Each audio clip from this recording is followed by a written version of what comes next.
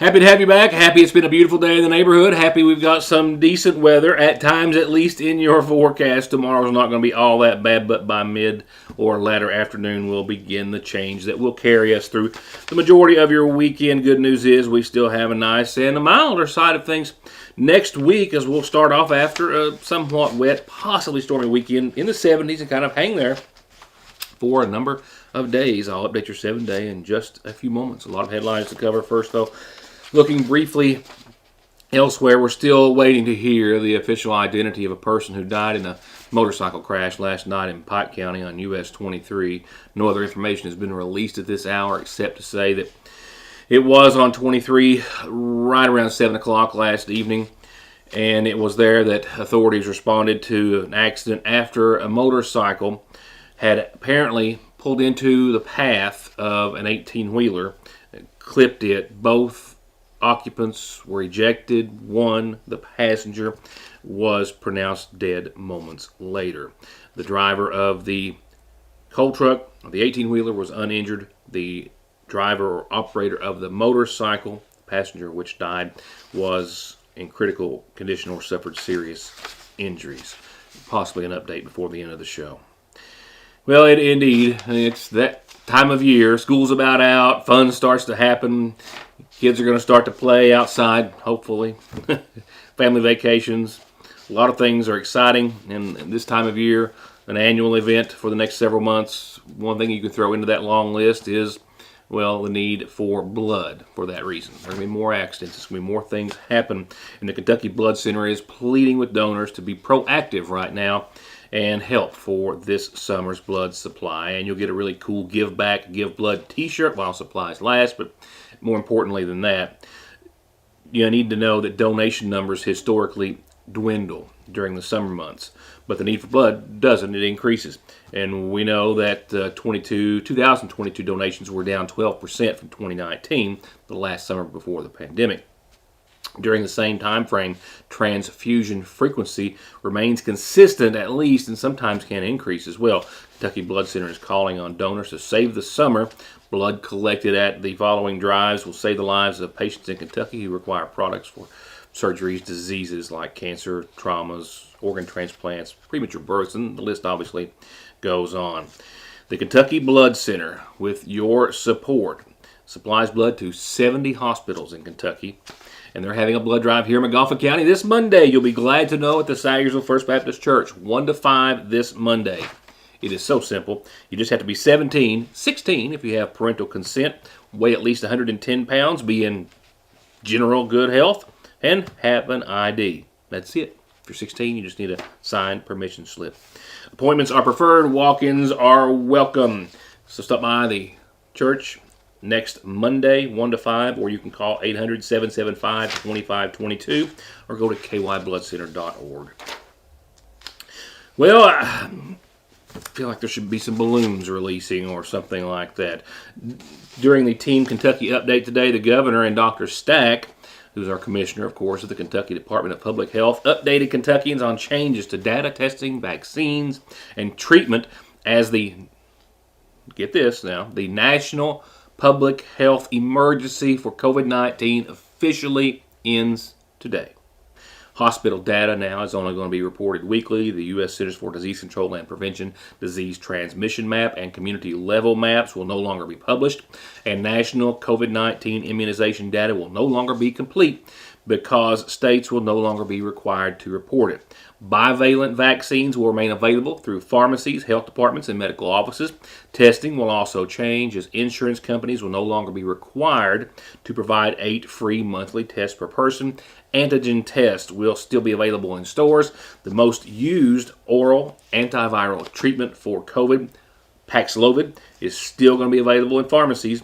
And eventually, those medications and vaccines will be treated by insurance companies like other prescriptions and vaccines. So it's not ending, but over, if you understand. And to me, at least, that's a positive sign. The governor encouraged Kentuckians to join him next week for National Police Week to honor the Commonwealth's law enforcement officers who have died in the line of duty and the nearly 8,000 who continue to serve and create a safer Kentucky for us all. And that's pretty much coverage of today's update. Next, when I come back, because I have one page to grab, coverage of this week's Johnson County Fiscal Court meeting, still talking about what has been some controversy over the changeover of the Johnson County Animal Shelter. That was discussed. The county is going to take temporary control. I'll explain that to you and let the judge do as well in a few moments. Some important voting information and some other important details from that meeting and some more news to follow. What we have here is our famous chicken sandwich at your Sayersville Lee's, which is also Saturday's special. You can get a chicken sandwich, wedges, and a drink for just $6. Friday's special is a liver or gizzard dinner with 2 homemade sides and a biscuit for just $5.79 plus tax. Let's recap. Chicken sandwich, Saturday special, or get it any day of the week. Fridays, livers or gizzards at your Sayersville Lee's famous recipe. There's no missing that this is the new McFarland and Tinker Law Office location on the Mountain Parkway in the former Farm Bureau building in Sayersville, just like there's no denying that their nearly 60 years of legal experience has won their clients millions and millions of dollars in disability, auto accident, and wrongful death cases. It's where your case matters to you and to us. McFarland and Tinker, also Griffey approved. Get great deals on the greatest brands at Conley Tire with up to $150 back on Goodyears, $100 on Hancooks, $100 on Mickey Thompsons, $125 on Yokohamas. And you can always pay now or later. Plus quick service with oil changes, brake jobs, $35 computer diagnostics to fix and repair your ride at Conley Tire and conleytire.net. McGoffin Farm Bureau and manager Doug Green are proud to welcome Agent Jeff Salyer to the agency. Jeff's lifelong knowledge of the community and our people make him an immediate asset for all of your auto, home, life, commercial, and retirement investments. They're waiting for your call or visit at McGoffin Farm Bureau. Another overdose in McGoffin County today, possibly more to come. I can tell you that I spoke with EMS and law enforcement who responded to the area. I believe it was where an individual overdosed, and it took 4 doses of Narcan to literally save their life. I also understand that a significant quantity of drugs was found on that person, and charges may be pending as an investigation is ongoing by the Sheriff's Department. I have lost count, literally, of overdoses in the past few months here in McGoffin County alone. A missing woman from Beaver over in Floyd County is the subject of the most recent press release from the Kentucky State Police at Post 9, where they're asking for the community's help. 40-year-old Tiffany Tackett's family tells Post 9 the Kentucky State Police, who have opened up a missing persons investigation, that she has been, or rather has not been seen in almost 2 weeks now. The 40-year-old woman from Beaver in Floyd County has brown hair with highlights, green eyes, weighs about 120 pounds or so, and stands about 5'3". And if you have any details or have seen someone matching this description, you can call Post 9 at 433-7711 or the family directly at 339-9700. Up next, a few topics of discussion that came out of this week's regular meeting of the Johnson County Fiscal Court, including discussion about the future of the animal shelter. A few updates from Judge McKenzie to begin the meeting. The waste tire program was very successful in April. They're still counting, but thousands of tires were brought in to be properly disposed of. The roadside trash pickup program, year to date, 58.1 miles and almost 1,200 bags of garbage has been collected. The county-wide cleanup campaign started today and runs to the 27th in Johnson County. With this year, you receiving, if you're a Johnson County resident with good standing with Apple Valley, you will get a postcard in the mail, and then you can take that to Apple Valley. That is your voucher, so to speak. And that's for all, of course, residential customers in Johnson County. And keeping with the same topic of trash collection, the Trash for Cash program has been successful. This year so far, over 14 miles of Johnson County roads have been cleaned up by nonprofit other organizations, 2 of which were recognized for their most recent efforts. The Paintsville High School Band and Choir, each getting a check for $700 each for helping with those efforts. The judge then reminded everyone Tuesday is Election Day and about the one change to voting precincts in Johnson County. All elementary schools will be used as voting precincts. The courthouse will not be. For anyone who was to have voted at the courthouse, they will be voting this time at Paintsville Elementary. So each and every elementary school in Johnson County will be a voting precinct, and that you can do early voting in the courthouse tomorrow and Saturday from 10 till 6 in the lobby for early voting.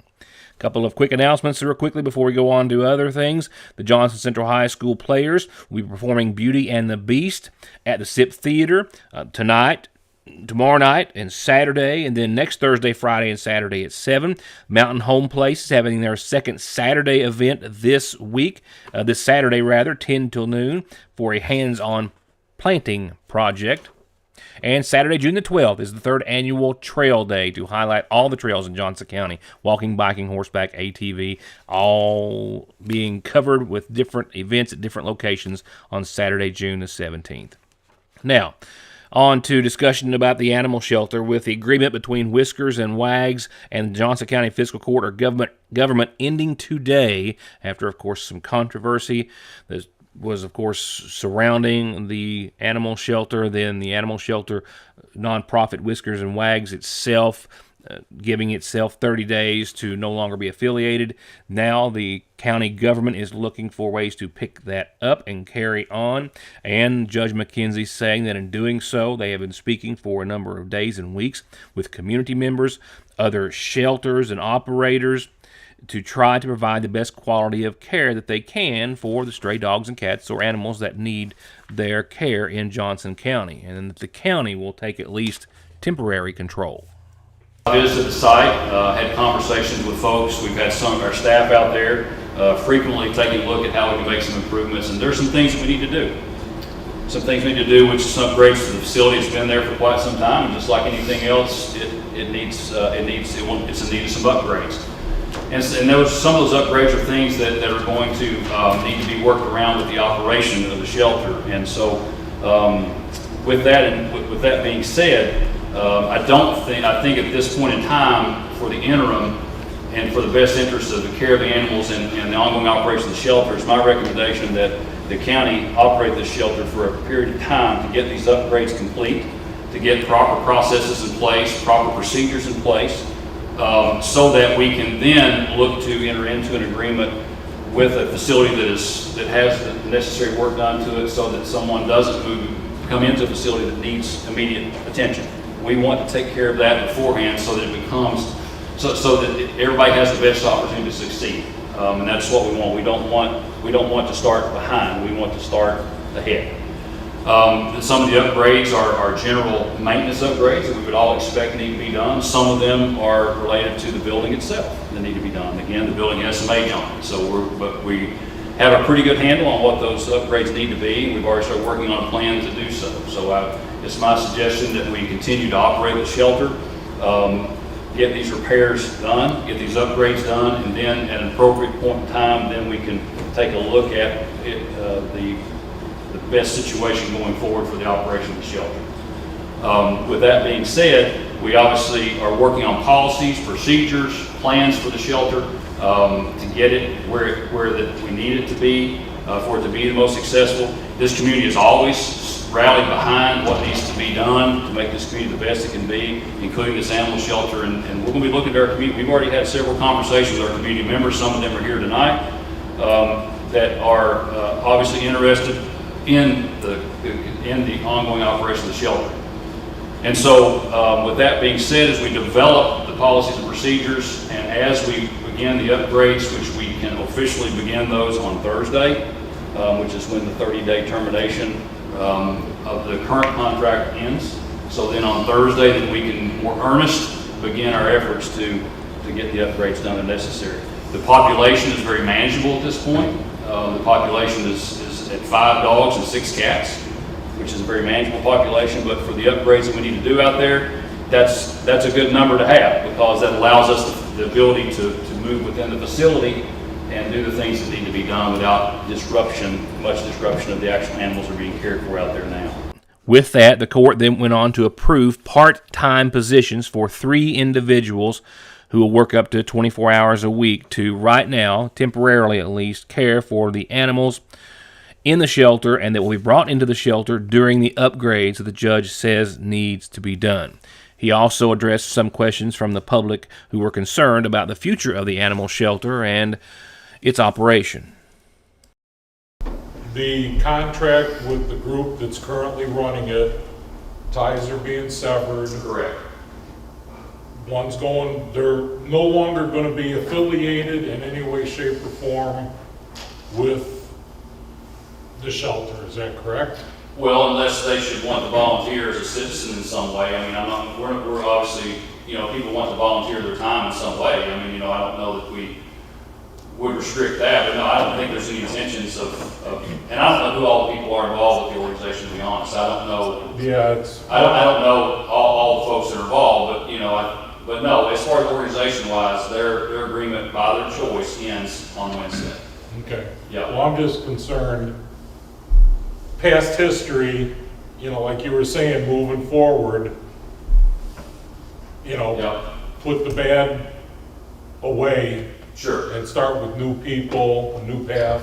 Yeah, now the folks that I'm recommending the court to approve for employment have currently been working there, but I also have talked to folks outside of the organization and even Jessica obviously commented on that too, that, they're very caring and do a very good job with the animals out there now.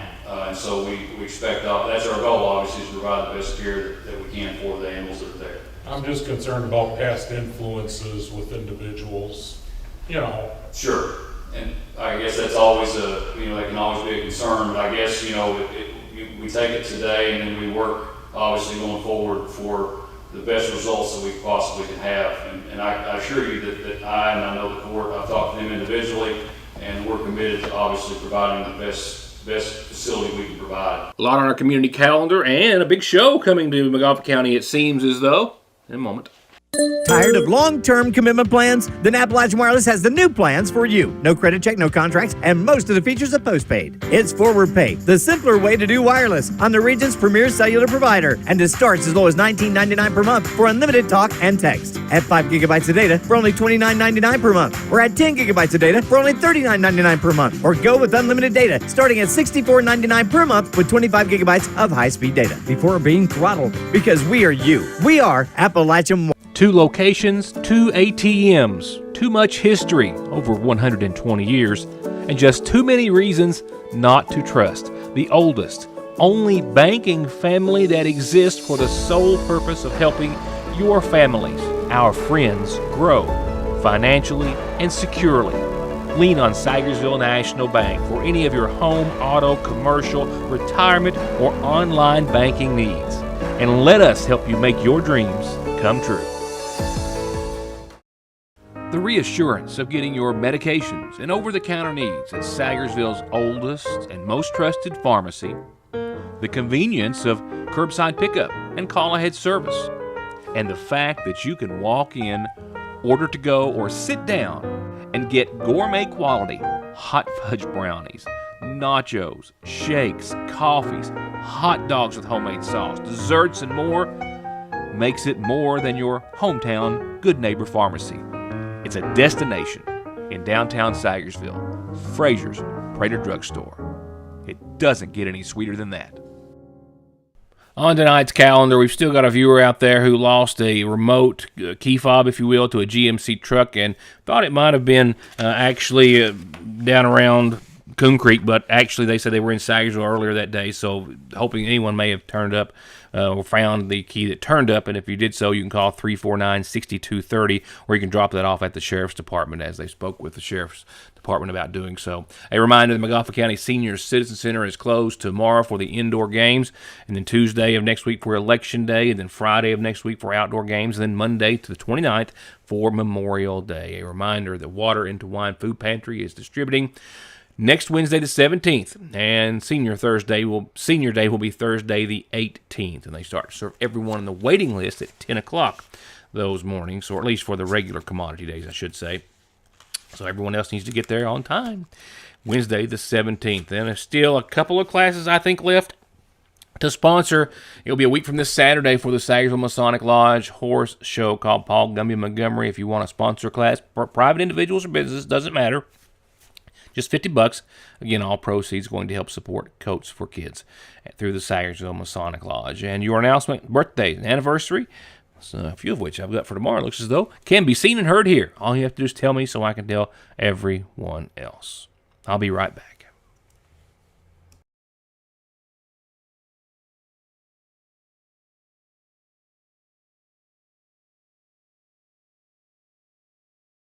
There where every day starts, it's made and it ends. From hitting the floor to hitting the road and back, your feet carry the day's duties. And if you're hurting from what might be a work or sports or stress-related fracture you don't even know about, diabetic, or that all too often heel pain that just won't go away, or any type of pain or discomfort or in need of wound care, come to where they care.